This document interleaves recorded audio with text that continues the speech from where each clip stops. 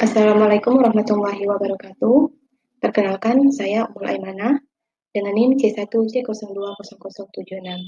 Pada video kali ini, saya akan menjelaskan mengenai konsep dasar, tujuan, dan paradigma penelitian, di mana video ini saya buat untuk memenuhi tugas dari mata kuliah Metodologi Penelitian dengan dosen pengampu Dr. Wirmi Eka Putra, SE, MSI, CIKNR, CSNS. Adapun pokok bahasanya, yang pertama pengertian dari penelitian, yang kedua tujuan dari penelitian, yang ketiga tahapan dalam penelitian, yang keempat paradigma penelitian, yang kelima jenis-jenis penelitian, dan yang terakhir yaitu yang keenam kriteria penelitian yang baik. Yang pertama pengertian dari penelitian. Penelitian adalah suatu kegiatan pencarian, penyelidikan, dan percobaan secara alamiah dalam suatu bidang tertentu untuk mendapatkan fakta-fakta atau prinsip-prinsip baru yang bertujuan untuk mendapatkan pengertian baru dan menaikkan tingkat ilmu serta teknologi. Nah, menurut Soekardi, penelitian itu adalah proses yang memiliki karakteristik sistematis, terkontrol, empiris, dan mendasarkan pada teori dan hipotesis atau jawaban sementara. Kemudian tujuan penelitian. Tujuan penelitian ini ada dua, yaitu secara umum maupun secara khusus.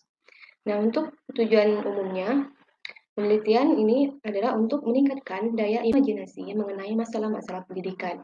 Kemudian, meningkatnya daya nalar untuk mencari jawaban permasalahan itu melalui penelitian.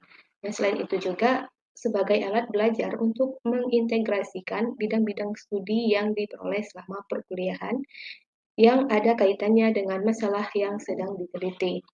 Nah, untuk tujuan secara khususnya yaitu untuk membentuk kemampuan dan keterampilan menggunakan rancangan-rancangan statistik penelitian yang berpedoman dengan pemecahan masalah yang sedang diteliti, sehingga terampil menyusun proposal penelitian.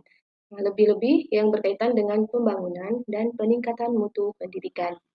Selanjutnya yaitu tahapan penelitian.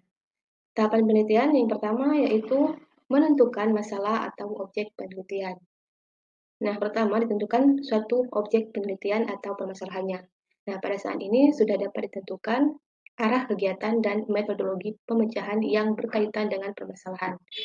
Yang kedua, membatasi permasalahan. Nah, suatu permasalahan mungkin menjadi bagian dari permasalahan yang luas. Sebab itu perlu ditetapkan lebih dahulu batas-batas permasalahan yang menurut kemampuan dapat diselesaikan. Pembatasan permasalahan perlu dilakukan agar pokok persoalan sebenarnya tidak kabur. Kemudian yang ketiga, pengumpulan data. Mengumpul data itu karena di penelitian itu adalah upaya pemahaman atau penelaahan terkendali. Maka bahan informasi yang diperlukan bukan diperoleh dengan coba-coba, sehingga bahan atau data yang akan dikemukakan sudah ditentukan lebih dahulu. Dengan demikian, kegiatan penelitian yang dilakukan dapat dijalankan dengan efektif dan efisien. Kemudian yang keempat, mengolah data dan mengambil kesimpulan. Nah, bila data yang dikumpulkan sudah merupakan data kuantitatif, maka mengelola data dilakukan dengan analisis statistik tertentu. Analisis statistik ini sangat menentukan mutu atau taraf kepercayaan akan hasil penelitian itu.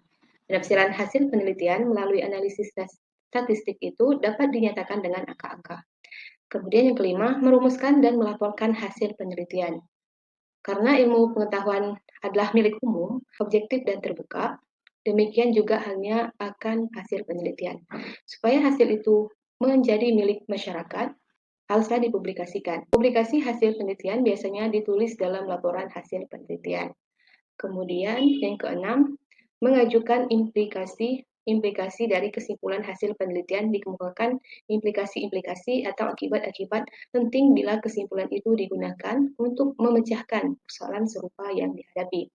Rekomendasi diajukan bagi mereka yang akan menggunakan hasil itu dalam praktik. Berikutnya itu paradigma penelitian. Paradigma penelitian ini diartikan sebagai pola pikir yang menunjukkan hubungan antara variabel yang akan diteliti, yang sekaligus mencerminkan jenis dan jumlah rumusan masalah yang perlu dijawab melalui penelitian. Teori yang digunakan untuk merumuskan hipotesis, jenis dan jumlah hipotesis, dan teknik analisis statistik yang akan digunakan. Nah, paradigma penelitian ini ada dua macam, yaitu paradigma positivistik atau ilmu didasarkan pada hukum-hukum dan prosedur-prosedur yang baku, dan paradigma interpretif atau setiap gejala bisa jadi memiliki makna yang berbeda. Paradigma positivistik adalah melahirkan pendekatan kuantitatif atau data berupa angka atau data diangkakan. Nah, sedangkan paradigma interpretif akan melahirkan pendekatan kualitatif atau data berupa kata-kata. Selanjutnya itu jenis-jenis penelitian. Yang pertama ada jenis penelitian berdasarkan fungsinya. Jenis penelitian bila dilihat dari fungsinya dapat digolongkan menjadi penelitian dasar atau penelitian murni, basic, pure, kemudian terapan, dan evaluasi. Nah, penelitian dasar itu adalah penelitian yang dilakukan untuk menguji teori atau menjawab pertanyaan tertentu dalam suatu disiplin ilmu tanpa dikaitkan dengan penerapan atau penggunaan hasilnya. Tujuan utamanya adalah untuk menambahkan pengetahuan ilmiah atau menemukan bidang penelitian baru tanpa suatu tujuan praktis tertentu. Kemudian ada penelitian terapan, yaitu setiap penelitian yang bertujuan untuk menerapkan dan menggambarkan pengetahuan dalam bidang praktis tertentu. Sedangkan penelitian evaluasi dilakukan untuk mengukur manfaat dan nilai praktek dalam situasi tertentu. Tujuan utama penelitian ini yaitu untuk menyumbangkan pengetahuan yang hanya terbatas pada praktek tertentu dalam situasi tertentu. Kemudian ada jenis penelitian berdasarkan sifat permasalahan. Nah, adapun jenis penelitian ini dilihat dari segi permasalahannya itu dibedakan menjadi penelitian historis, deskriptif, kasus, korelasional, kausal, komparatif, eksperimental, dan penelitian tindakan. Kemudian yang ketiga penelitian kuantitatif dan kualitatif. Penelitian kuantitatif itu yaitu prosedur penelitian yang menghasilkan data deskriptif berupa kata-kata tertulis atau lisan dari orang-orang dan perilaku yang dapat diamati. Sedangkan penelitian kuantitatif berkenaan dengan data kuantitatif yang dilambangkan dengan simbol-simbol matematik atau angka-angka. Analisis data pada penelitian kuantitatif dilakukan secara induktif. Penelitian dimulai dari fakta empiris yang langsung terjun ke lapangan, mempelajari, menganalisis, menafsirkan, dan menarik kesimpulan dari fenomena yang ada di lapangan. Sebaliknya, penelitian kuantitatif dimulai dengan teori dan hipotesis, menarikan kesimpulan secara deduktif dan menetapkan norma secara konsensus. Dalam penelitian kuantitatif, prosedur dan langkah-langkah penetapan instrumen yang akan digunakan dalam penggunaan data serta teknik menganalisis data yang akan digunakan ditetapkan terlebih dahulu oleh penelitian sebelum pelaksanaannya. Dengan demikian, dalam tahap pelaksanaan penelitian hanya mengikuti prosedur yang telah ditetapkan tersebut secara konsisten. Nah, sebaliknya, dalam penelitian kualitatif, prosedur serta langkah-langkah penelitiannya bersifat fleksibel. Penelitian dapat mengubah dan menyesuaikan rencananya. Kemudian, kriteria penelitian yang baik. Ada beberapa kriteria penelitian yang baik. Yang pertama yaitu bersifat kritis dan analitis. Yang kedua, membuat konsep dan teori. Yang ketiga, menggunakan istilah dengan tepat dan definisi yang uniform. Yang keempat, rasional. Dan yang kelima, objektif.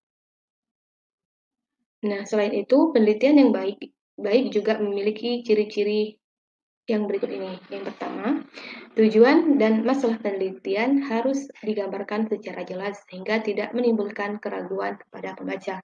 Yang kedua, teknik dan prosedur dalam penelitian itu harus dijalankan secara rinci. Yang ketiga, objektivitas penelitian harus tetap dijaga dengan menunjukkan bukti-bukti mengenai sampel yang diambil. Yang kelima, kekurangan-kekurangan selama pelaksanaan penelitian harus diinformasikan secara jujur dan menjelaskan dampak dari kekurangan tersebut.